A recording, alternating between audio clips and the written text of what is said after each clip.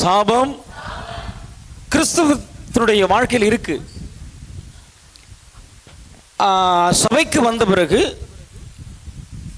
சபையார மாறின பிறகு, சபையில் நின்று கர்த்தருடைய வார்த்தையை அறிவித்த பிறகு, சபைக்குன்னு சில ஊழியங்களை செய்த பிறகும் இந்த சாபம் அநேகருடைய வாழ்க்கையில் செயல்படுது.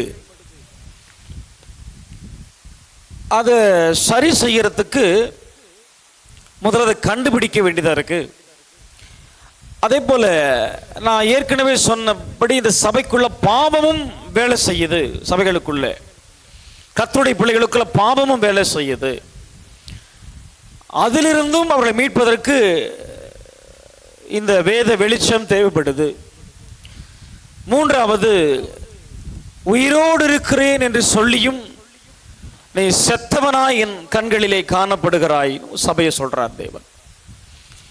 இந்த சாபம், பாவம், நித்திய மரணம்ங்கிற மூணுமே பரிசுத்த ஆவியை பெற்றவர்களுக்கும் கிரிய செய்யுது. தேவனுடைய வார்த்தையை கேட்கிறவங்களுக்கும் பேசுறவங்களுக்கும் கிரிய செய்யுது. அப்ப சாபத்திலிருந்தும் பாவத்திலிருந்தும் நித்திய மரணத்திலிருந்தும் நம்ம இயேசு மீட்டு இருக்கிறார். அப்டேட். இந்த கரண்ட்ல உங்களை நான் விசுவாசிக்கிறேன், நம்புறேன், கர்த்தரை விசுவாசிக்கிறேன். மூன்றுமே இல்லாம தான் நீங்க இங்க வந்திருக்கிறதா நான் நம்புறேன். ஆமென். மூன்றிலிருந்து விடுவிக்கப்பட்டவங்களா தான் நீங்க இங்க வந்திருக்கீங்க நான் நம்புறேன்.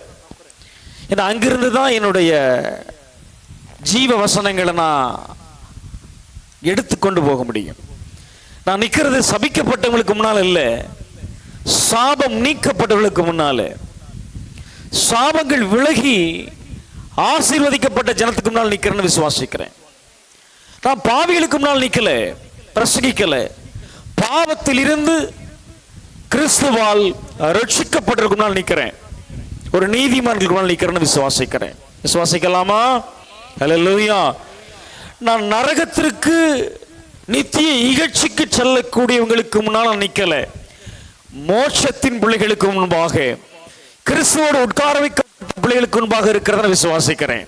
அப்ப சாபம் நீக்கப்பட்ட உங்களோடு, பாவம் இல்லாத உங்களோடு, நித்திய ஜீவனுக்கு பங்காளிகளாய் உங்களோடு நான் பேச கர்த்தர் என்னை இப்பொழுது ஆத்ம பாரத்தோடு அனுப்பி இருக்கிறார். ஹல்லேலூயா, ஹல்லேலூயா. கரங்களை தட்டி ஹல்லேலூயா சொல்லுங்க. அப்ப யாரையோ சாபம் பிடிச்சவங்களா நான் நினைக்கல, என்னை எப்படி நினைக்கல. யாரையோ பாவியா நான் பார்க்கல, என்னை எப்படி நினைக்கல. யாரையோ நரகத்துக்கு போகக்கூடிய நித்திய ஜீவனை இழந்தவங்களா நான் உங்களையும் பார்க்கல, என்னையும் நினைக்கல. ஸோ இதிலிருந்து அடுத்த ஸ்டெப்புக்கு போறோம். ஹல்லேலூயா. முதல்ல சாபம் உண்டு அப்படின்றத வேதம் நமக்கு உபாகமத்தின் புத்தகம் 28வது அதிகாரத்தில் 15வது வசனத்திலிருந்து 23வது வசனம் வரைக்கும் சாபம் என்று ஒன்று உண்டு, அதன் விளைவுகள் என்னென்ன அப்படின்றத அங்க நம்ம டிஸ்பிளேல பார்க்க போறோம். சாபம் சொல்லுங்க எல்லாரும், பாவம் சொல்லுங்க, மரணம் சொல்லுங்க. இது மூணிலிருந்து விடுவிக்கப்பட்டிருக்கீங்க.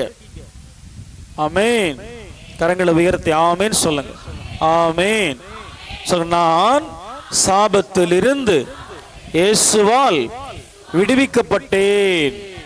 சாபத்துக்கும் என் வாழ்க்கைக்கும் சம்பந்தம் இல்லை.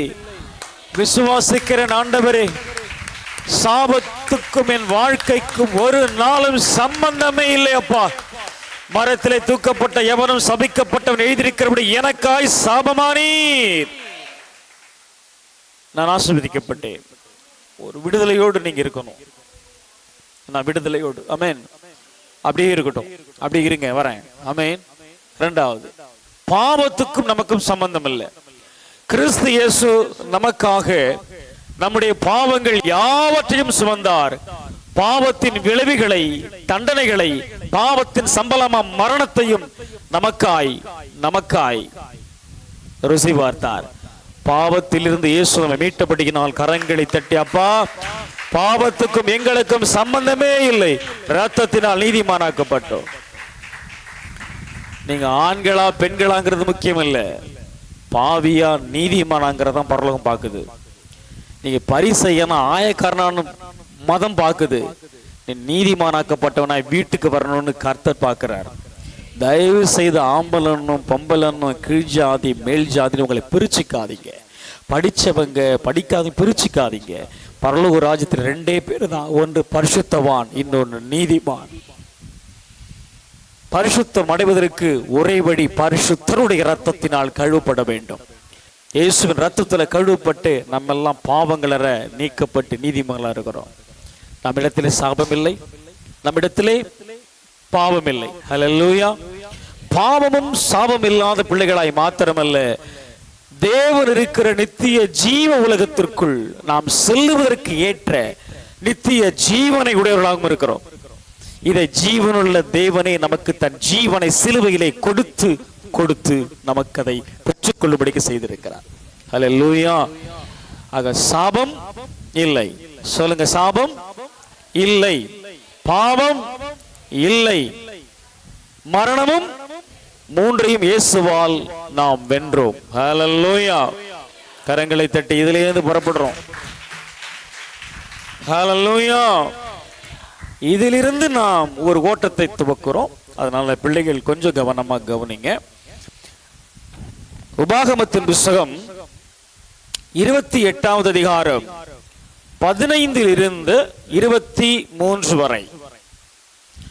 இன்று நான் உனக்கு விதிக்கிறவன் தேவனாகிய கர்த்தருடைய எல்லா கற்பனைகளின்படியையும் கட்டளைகளின்படியையும் நடக்க கவனமாக இருக்கிறதற்கு அவர் சட்டத்திற்கு நீ செவி கொடாது போவாயானால் இப்போது சொல்லப்படும் சாபங்கள் எல்லாம் உண்மையில் வந்து உனக்கு பலிக்கும் என்று உங்கள் வேதங்களை உயர்த்தி காட்டலாம். உங்கள் வேதங்களையும் உயர்த்தி காட்டலாம். குங்குமம் கல்கண்டு சொல்லல, தினமலர் தினகரன் தினத்தந்தி சொல்லல.